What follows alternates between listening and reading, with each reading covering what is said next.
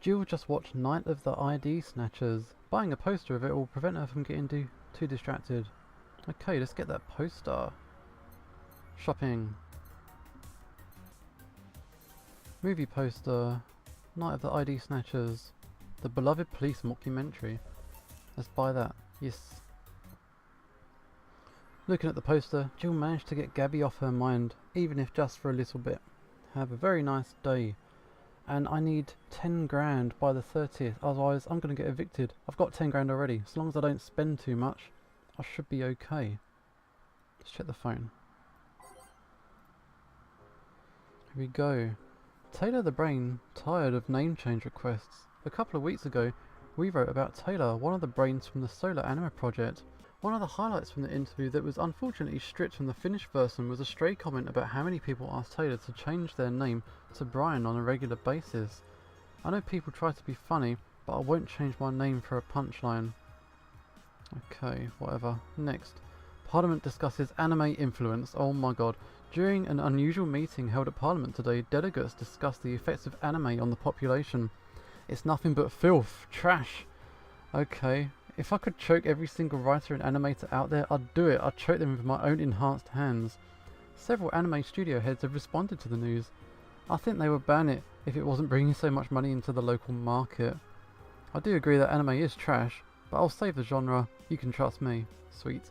Biker gang arrested after vandalism during protests. The members of one of the largest biker gangs in Motor City sector were arrested after the group's leader and her entourage were found at the site of a protest last Friday.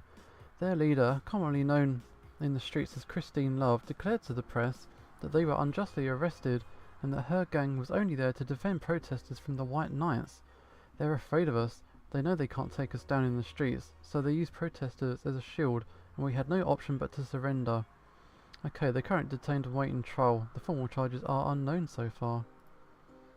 Cool. And let's go to work. Tuesday, December 27th. Good evening. Hey Jill, let's have a New Year's party this Saturday. Isn't that a bit soon? Why? Did someone famous get killed at New Year's party? No, I mean... Never mind. Sure, I'm in for it. Great. And what about Jill? He's coming too. I mean, it's not like he's got anything else to do. Hey, no, I mean, where is he? He was escorting a client of his to the station. He should be back any second now. Alright, he's back already, see? So, you coming to the New Year's party too? It's not like I have anything else to do, so, yeah, I told you exactly that. Okay, we're depressing people. Oh yeah, the kid from the other day, Gaby, I think you called her, asked me to give you this. I believe it's a note. From Gaby, what we got? First of all, I want to apologise for my behaviour before. I was still hurt by my sister's death, and it wasn't fair to take all the stress out on you, let alone put the blame on you. And so it feels weird to ask you of this after how I treated you, but I really want to talk to you.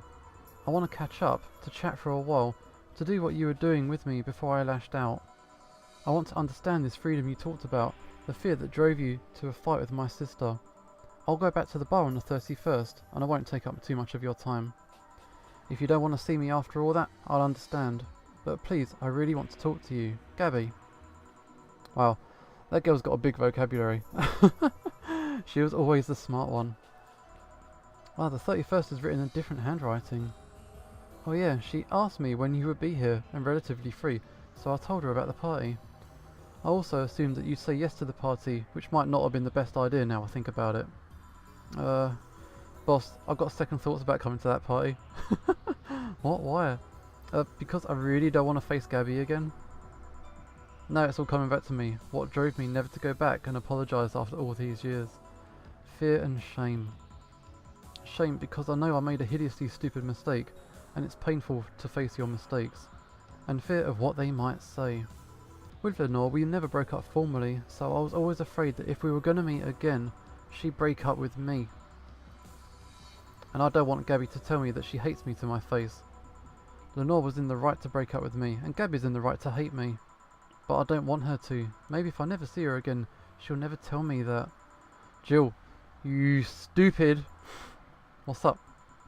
You're thinking backwards. Didn't the letter say she wanted to understand you? If you bail out on this, she will hate you, totally. Not only that, but you're getting a new chance here. Do you want to live the rest of your life running from another memory? Didn't you just say to Armitage that you hated feeling like that? Armitage? Titty hacker. Oh, Alma. Yeah. I don't know what happened when you fought with that girl's little sister, but now you've got a chance to make amends. And not only that, you have us watching your back. So I want you to think about this. One day of fear or a lifetime filled with regret. What one are you going to pick? Yep, you're right. I hated feeling like that. I won't run away this time. Good, because I would have gone to your apartment and dragged you out of there if need be. Thanks, boss. That's what friends are for. Yeah. Anyways, let's start the day. Music time. And here we go. Time to mix drinks and change lives. Seriously though, it's the second note that has stirred such feelings in me. The second one?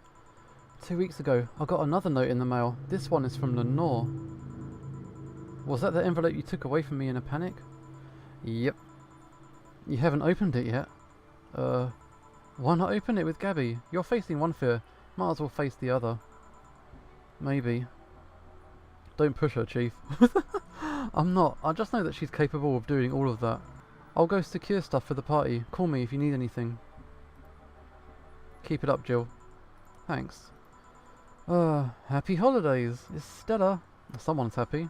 We held a party for the staff and their children. You should have seen the faces of those kids receiving gifts. Nabbing that Santa suit at the last minute the other day was totally worth it.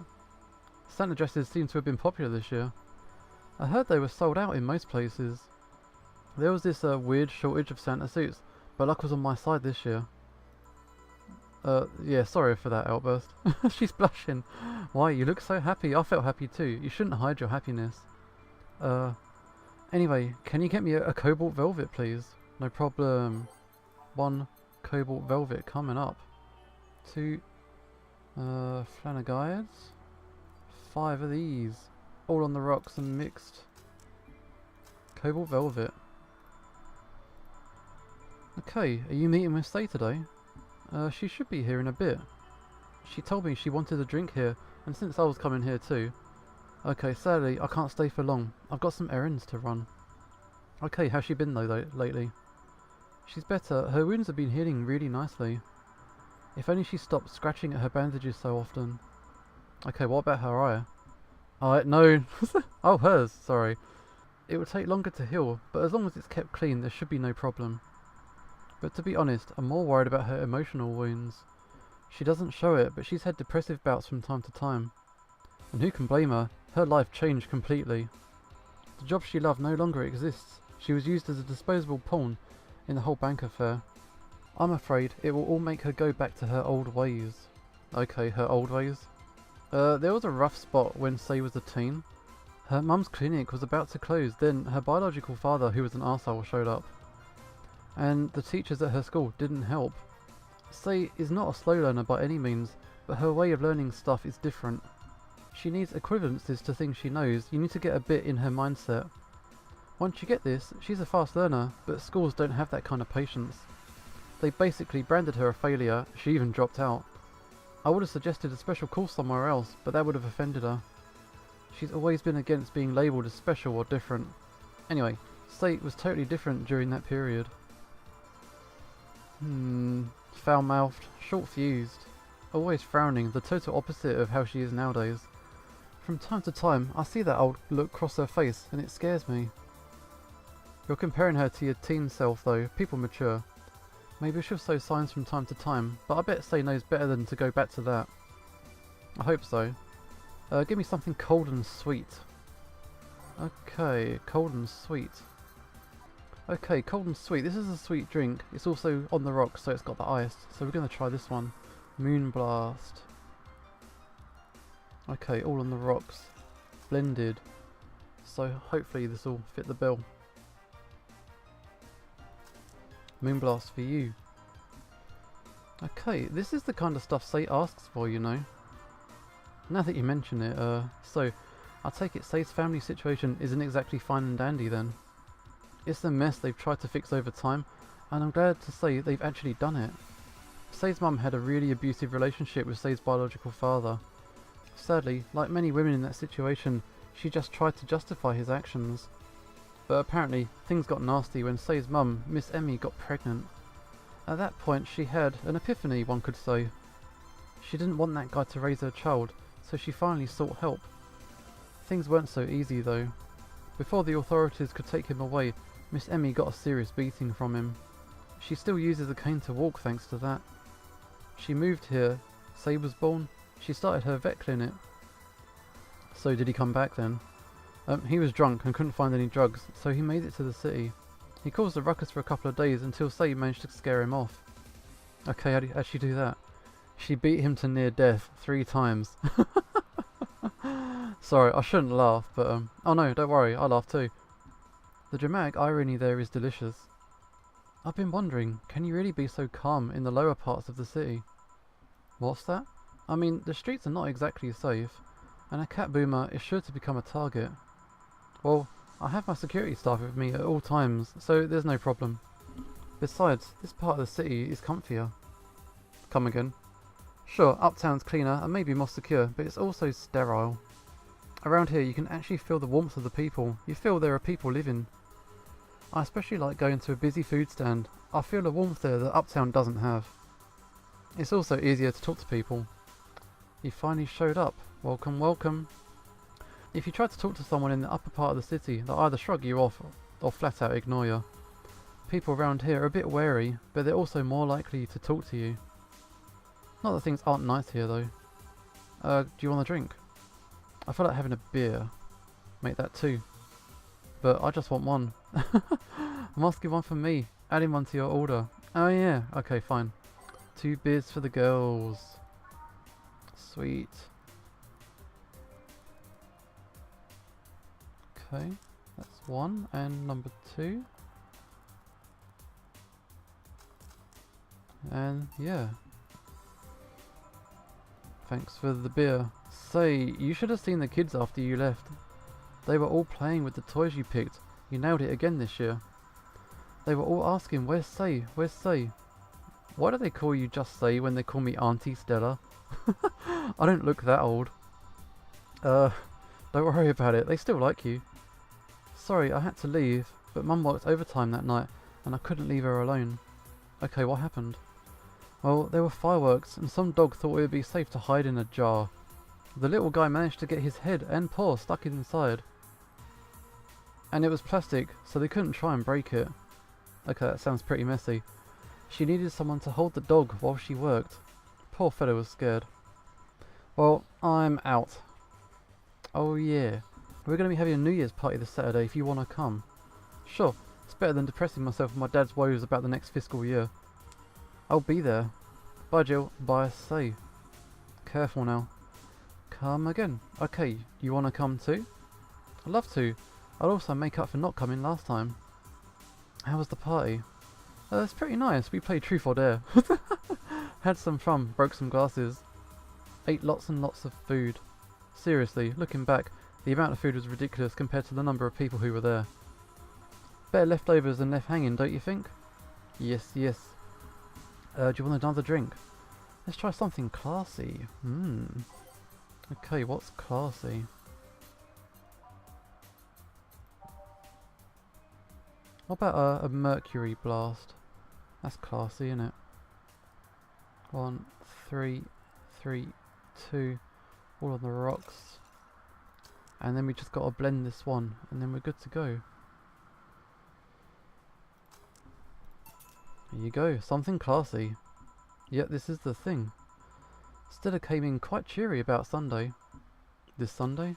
Oh yeah, well, you know, her birthday's actually the 25th. Really?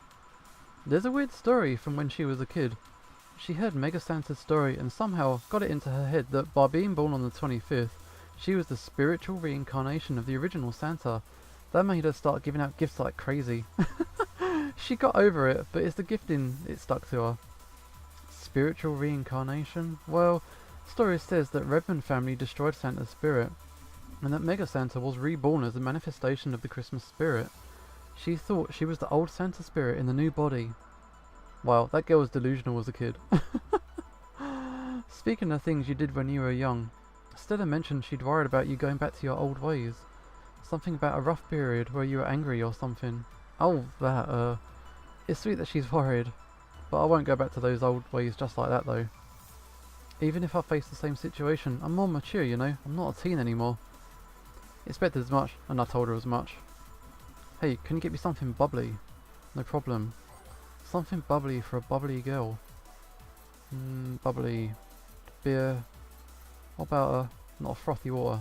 Sounds disgusting. Cobalt velvet. On the rocks. Mixed. Cobalt velvet. Bubbly bubbly.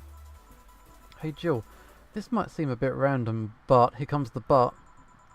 Do you remember the first time I came here? Yeah, you're the second white knight I've served. I remember that. Why? Precisely because of that. I've been meaning to ask you about that story. How was your other experience with the white knight? If I had to put it simply, the total opposite of you.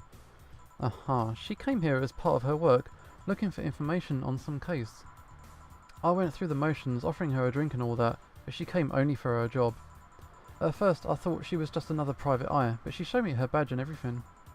Okay, what kind of case was it? I don't know. She never told me, but she asked if I saw some people. She got pretty intense when I told her I had no idea who she was talking about. I suggested she ask the vending machines outside, and they told her the suspect climbed on them. She got her info and she left. Pretty professional, if a bit intimidating. She seemed personally invested in the case though. The way she lost her cool was suspicious. You seem to be pretty good at reading people, Jill. It makes me kinda jealous. Nah, I'm not good at that. It's just a coincidence that I noticed it. But you did notice. I'm not good at reading people. Even if the cue was thrown in my face, I wouldn't be able to see it. I'm sure you can compensate with another skill though. Any particular reason you asked me about that event? Not really. I just found the fact that I was the only other white knight you'd served weird. I mean, really? Just the two? Yeah, it's weird, isn't it? I spent most of my life with almost no interactions with white knights until I met you. It means you had a nice life then. That sounded creepier than what I thought. A little bit, yeah. Well, I'm done for the day. Thanks, Jill. Come again. Okay, I'm off on my break now. Sure thing.